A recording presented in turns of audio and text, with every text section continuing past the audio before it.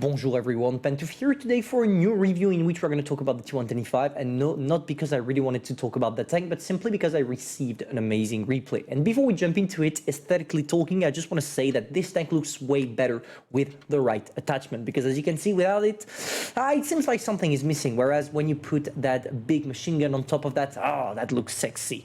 The problem is 4,000 gold for that, it's not worth it. Please, Wargaming, I'm gonna take an opportunity here through my video. Please lower down the price of attachment because it's way too much to spend 4,000 gold for something that is literally useless. Anyway, what do you need to know about the T125, guys? Multiple things. The first one is the gun is amazing, good accuracy, good reload time, good penetration, everything is perfect, and you feature 8 degrees of gun depression, making you really versatile on the terrains you're playing on, which is something extremely important in that game. For the rest, you have an amazing turret armor, 2 main weak spots, the first one being the cupola, but it's quite hard to get because even the cupola is armored on that tank. And on top of that, the turret cheeks right there and there. If you're in close combat, people will be able to penetrate that using gold shells, so be careful about this. On top of that, the weak spot, that is the lower part of the hull and where the ammunitions are located. Not here, but here and here, which implies that with this tank, if you are exposing your hull, you are subject to getting ammo racked and therefore one shot. So be careful with this, even if it doesn't happen quite often.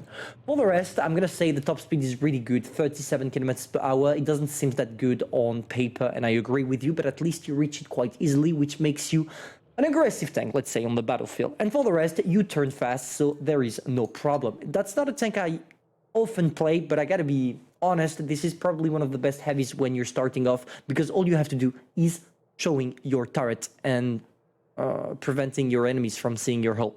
For the equipment, that's pretty much how I'm equipping it. I don't necessarily need to talk further about this gun rammer because I have a good penetration, and then this gun lane drive and refine gun to make my gun even more accurate. Finally, defense system because I'm not gonna ram anybody. Improved assembly because you don't need to strengthen your armor. Toolbox because an strike is useless. Improved optics because I'm not gonna camp. Engine accelerator to increase a little bit my top speed, that is already good. To finish off with high hand consumable because, as I told you, you are reloading quite fast. And I'm sorry I'm speaking really fast here because I just want to get into the replay, and that's where we are right now. Concerning the replay, we have the pleasure of watching Fazika from the clan Risk playing this T125, and that's where things are getting interesting.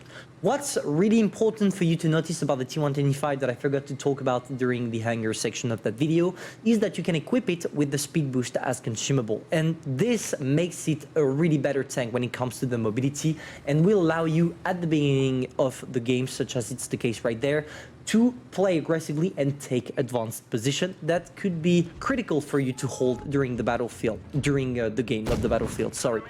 So what's happening right now is that our friend is taking a position from which he's showing and exposing his turret only.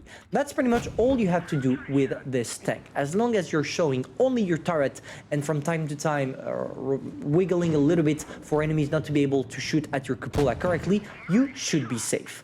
As you can see, our friend already did 1.3k damage, and it's only the first minute of the game. And it seems like the enemies don't really know what they're doing, and finally, he's using his 8 degrees of gun depression. Unfortunately, the RNG decided to troll him, and now he doesn't want to be exposed too much. He's gonna go for a shot on that M5 Yo, because obviously that's what you want to do.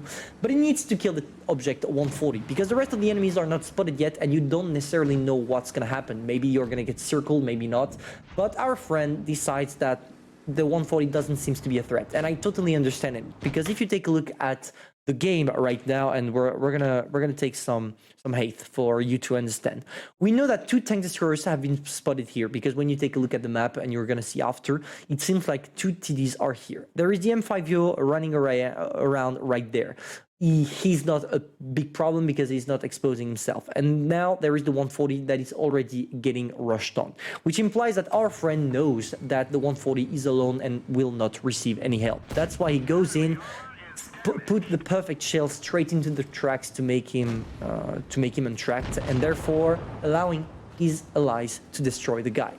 2k damage for the moment, and now the mouse is finally spotted. Here we go for a heat shell. Unfortunately, it went right above the hull. Not a problem. As you can see, the enemies are splitted, which will allow him to do what he has to. There we go for a shot on the mouse. He's going for AP shell or maybe heat shell. I didn't see what he shot at concerning the mouse. Yeah, he's going for regular shell because it seems like it's working. And here the amazing accuracy of the tank is doing the job. Seems like the enemies don't really know what they're doing, but that's logic. When you do a Hall of Fame game, you expect your opponents to be a little bit retarded, and same for your team. So 2-2 for the moment, and is he going to be able to make it? No, he's not trying his luck right there. He's just waiting in the back.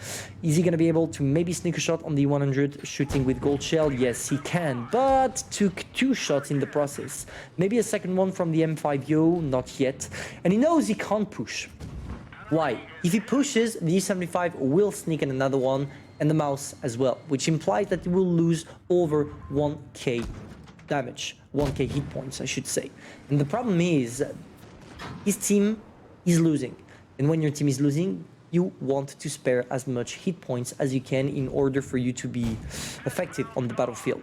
So there we go, our friend is holding the line by himself, and he's gonna shoot at an M5Yo plus a mouse plus an E75, but it seems like the guys in front of him don't know what they're doing. He has one lucky advantage, he has the high ground. It's extremely important using a T125 to have that advantage, because when you do, you are able to kind of show only your turret and therefore not be exposed. He's going to side scrape here, which is not a tactic that works pretty effectively with the T125, but from time to time you don't have the choice, like it's the case here. So instead, he's gonna try to get to the E75. Is he gonna be able to do it? Yes, he sneaks a first one, and it seems like his teammates were getting completely wrecked on the other side. Not a problem, our friend is going in.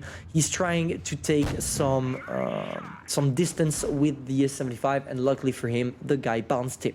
Because there is something to know about the T125, if you shoot at the upper part of the hull, you are probably not going to be able to penetrate. And now he's getting rushed. He's getting rushed and he's trying to angle a little bit his tank. Unfortunately, it doesn't seem to work as effectively as it should.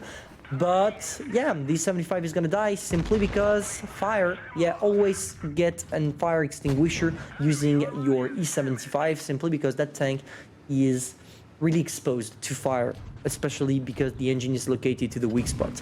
There we go, he sneaks in another one, and the M5Yo is probably gonna die soon over the fact that the guy is reloading. He's reloading, so there we go. He's gonna be able to kill the Yo. The Yo is trying something dumb. Oh, come on, are you kidding me? The RNG is trolling here.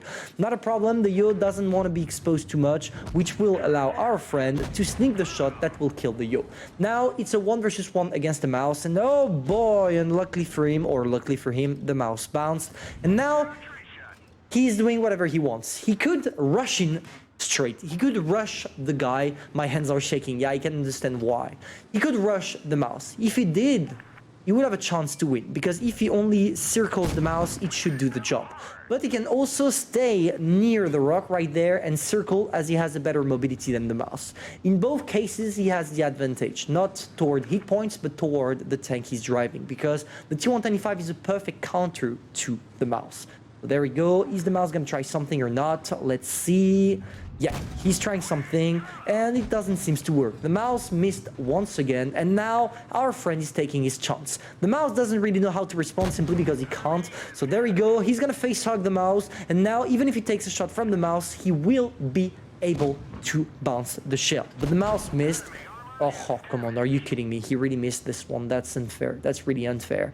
Not a problem. The mouse is not going to be able to reload. He's going for a heat shell because that's the only type of shell remaining, and boom, that's how you deal nearly 9k damage. At least in the game, because when we go out of the game, due to the fire of the E75, he got nearly 9.2k damage, which is an insane game, and you totally deserve it. You got lucky that the enemies really didn't know what they were doing, but hey, that's part of the game, and that's how you get Hall of Fames. Hopefully you enjoyed, guys. If that's the case, feel free to subscribe, like, and share, and remember, with the T125, you only expose your turret. See ya.